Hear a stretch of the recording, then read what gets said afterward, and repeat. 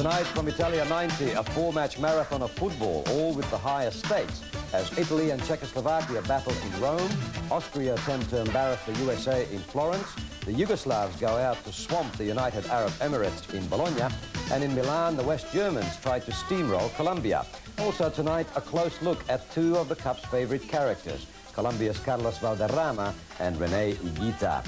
And good evening again from World Cup headquarters here in Rome, where today the Eternal City was thrown again into total football preoccupations, with not a car in sight in the Piazza Venezia, while Italy were playing Czechoslovakia at the Olympic Stadium.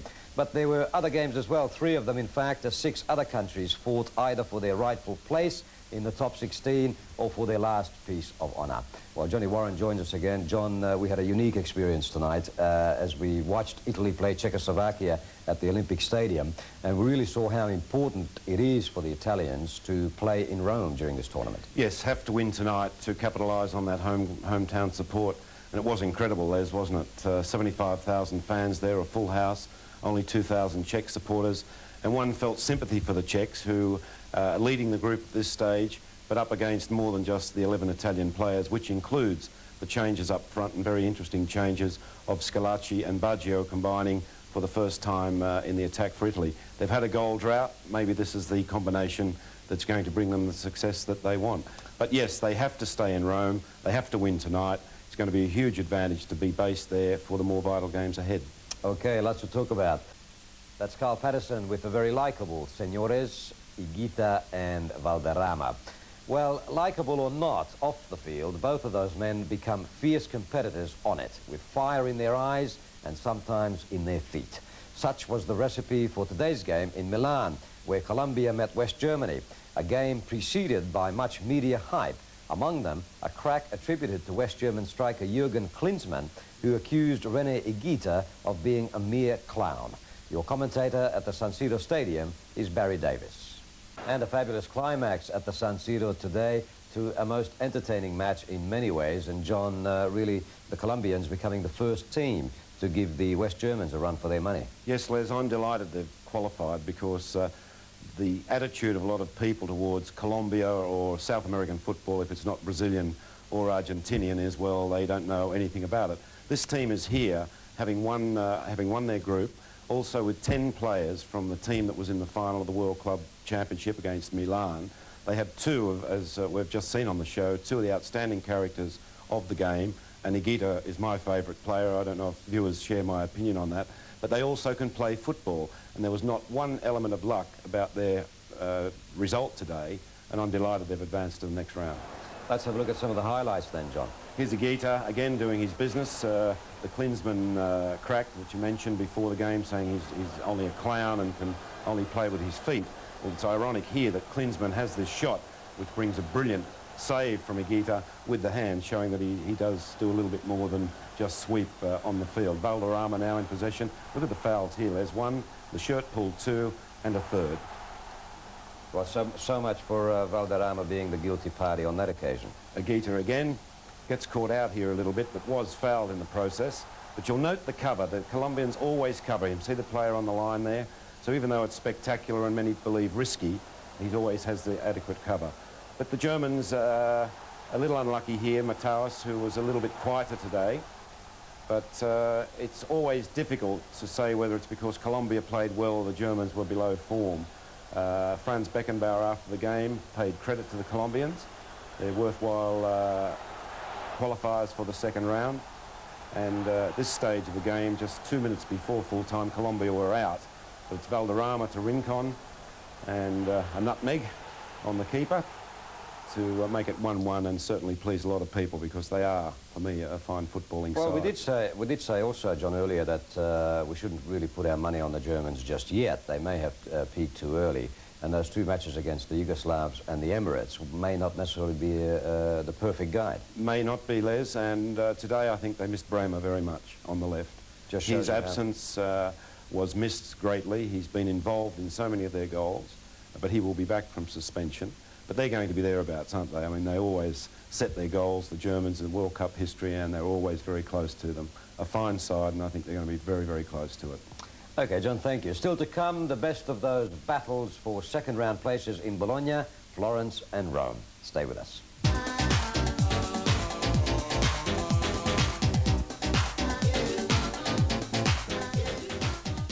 And welcome back. Well, while the Germans and the Colombians were engaged in that fiery confrontation in Milan, there was concern also about what was happening in Bologna. A win by Yugoslavia over the hapless United Arab Emirates, and by how much, would determine the placings in Group D. Your commentator at the Stadio Dallara is Martin Tyler. And in the end, a very easy victory for the Yugoslav. But John, we have to say that the other teams in that group have to have been fairly lucky to have got the Emirates with them, because they really, for all their idealism, didn't put up much of an opposition. No, I think they are idealists, Les. They've got a lot of Brazilian coaches influencing their game, and it's to go out and play and to enjoy and play nice football. But you can't, it's all right if you're Brazil to do that, but you can't if you're a developing nation. And I think they've really been a little bit too optimistic. And let's go, let's enjoy the game and open up. And you can't do that against superior opponents. And when they've done it, as they did today, they're 2 goals down after 8 minutes. And the basic principle when you be up against an opponent like Yugoslavia is to make sure nothing goes against you in that first half hour and try and use the clock up. And as the game goes on, to try and gradually open up. But they go out like a boxer fighting the champion and try to knock him out first round, and instead they've been knocked out and they've been hammered in most of their games. I doubt, too, whether they have the mental toughness. They have the skill, but whether they have the mental toughness of, say, a Socceroo team. And yes, one almost wonders what Frank Arrett would have done with them. He certainly wouldn't have sent them out there just to enjoy themselves. Tactically, he would have played a lot different, but it's a lot of it comes down to the types of people they are, their cultural and historical background, what the mentality of them is in terms of sport. And the big thing that the Australians have going for them is this mental toughness, and the Emirates, unfortunately, I don't think have it. And the other story there is that Carlos Alberto Pereira, their coach, may well be the new coach of Brazil. So which would be a different proposition, of course, working with those players. But it's interesting. I'm rather delighted, actually, in a funny sort of way, about the outcome of that group, because it really hasn't given us long-term answers because of the weakness of the Emirates. The Yugoslavs had a splendid victory today, but you can't really tell whether they're good enough to win this tournament, whether their opposition so far has been good enough to groom them to that title. No, well, Yugoslavia, as we all know, is capable of doing a lot in this tournament. One of the finest teams they've had. And I think their first round, the loss to Germany, the hammering from the Germans, has done them the world of good. Okay, John, thank you. Well, next we turn our attention to Group A, and coming up, all the heady atmosphere and football at Rome's Olympic Stadium. You're watching Italia 90, the 14th World Championship of Football. Understandably, here in Italy, most of the media space is devoted to the home team and its very real chances of winning the tournament. Imagine today when Italy was poised to take the field for the first time with their $18 million midfielder, the gifted Roberto Baggio. That had been the prime preoccupation of Italian journalists for years. Now he was in, and only an extra headache for Czechoslovakia's humble coach, Dr. Joe Venglos, and his much better than expected team. At stake was who would finish top of Group A, and therefore who would stay in Rome for the second round, a most important consideration. Again, it's Martin Tyler at the microphone. Oh yes, quite a game at the Olympic Stadium, one of those grand occasions that you only get at the World Cup. John and I were lucky to be there tonight, and it was a real fairy tale story for the Italians. Everything was right about it. And they seem to have solved their problem up front, Les. Schillaci and Baggio may well be the answer. Yes, I think so. Well, based on today, they are in sparkling form and very hungry. Yes, and I think full marks of the Czechs. They made a real game of it. Italy deservedly won, and could have won maybe by another goal, but there was that disputed goal, which we believe was a fair goal by the Czechs, which could well have changed the complexion of the game. Here's the first goal from Schillaci. 2 goals with his head, Les, in I don't know how long. Well, he hadn't, to clear that up, he hadn't scored with his head all season. And now 2 appearances for Italy and 2 goals with the head. That was a penalty, the referee indicating there that he dived. Totally agree. But that was a penalty. And this Giannini is in such good form for Italy. He goes very close with an effort here, but has gone public saying he's going to show the world how well he can play. And on the first 3 games, he's been the player for Italy. Here's the Czech goal. It's ruled offside, And we'll see from the replay that it's nothing like offside. But one felt this was a payback for not giving the penalty at the other end. That's amazing. The player that passed the ball to him was, in fact, further ahead of him. Yes, his handball from Bertie doesn't do it as well as Diego. A very poor imitation, I have to say. And here's the goal from $18 million man. Starts the move on his own halfway line, beats nearly everyone in the Czech team, and the composure in front of goal, giving him one reason anyhow why he's worth $18 million. Well, for me, the goal of the tournament, John, I have to say, up until now, I don't know whether you agree with me, and really the way that Baggio went through the gap there, in amongst those players, is the classic case of the gifted player with self-belief, prepared to take them on, brave enough to do it, and then that beautiful finish. Yeah, I must say I felt up till the goal that he may have been in doubt for the next game. I felt that Vialli would come back in the side, but that goal is going to change a lot of people's opinion. And the sooner that Italy can settle down with that striking duo, Schillaci was brilliant tonight as well. Yes, Mr. Vicini has a bit of a headache.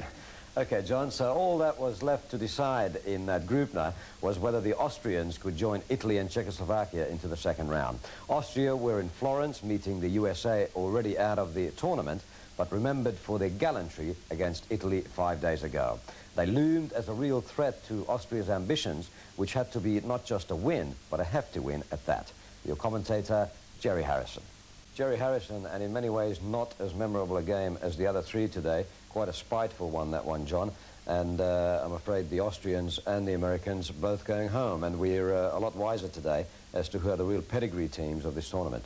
Yes, 4 teams gone, Les, and who would have believed before the tournament the Soviets going yesterday, the first ones to go, and then Austria, who came into this tournament as the informed team of world soccer, and here they are gone. The United States and Emirates, who we discussed earlier, both gone, which we did expect. But I think the United States have done very well. I sympathise with what they're trying to do. They're very similar to Australia in so many respects of many other sports to compete with. The players not fully professional, fighting for space in media and so on. I sympathise, and I think they've done a good job. They've come out to play, perhaps a little naive in the first game, but they have scored goals. They've looked like scoring goals.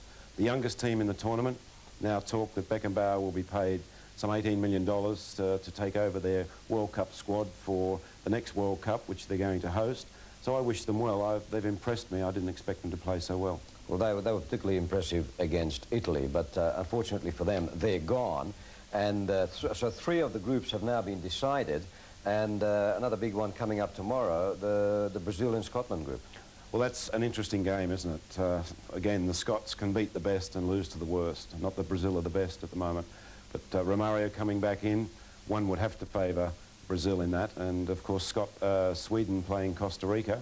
That will be an interesting one. The Swedes came in so highly favoured, topped their group, finished above England, in fact, in qualifying, but so far are pointless.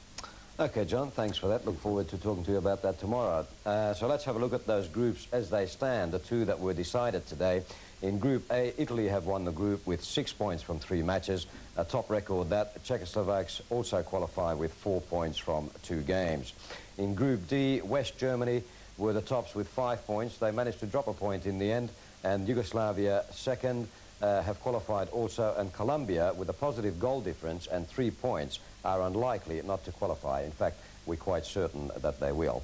Tomorrow, or tonight Australian time, the World Cup takes a bit of a breather. Day 13 is only a 2-match day, but that will sort out Group C. The Brazilians will need to fire at last to beat the Scots in a live match in the morning from Turin, while Costa Rica might just achieve their fairy tale if they can take a point off the Swedes in our deferred match from Genoa.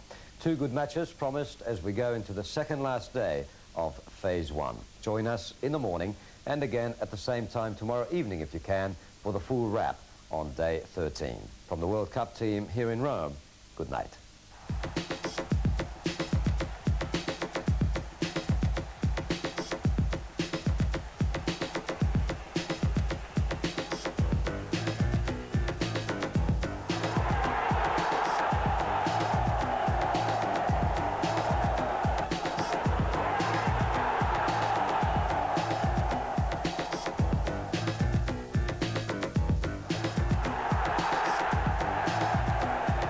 Here's Pache.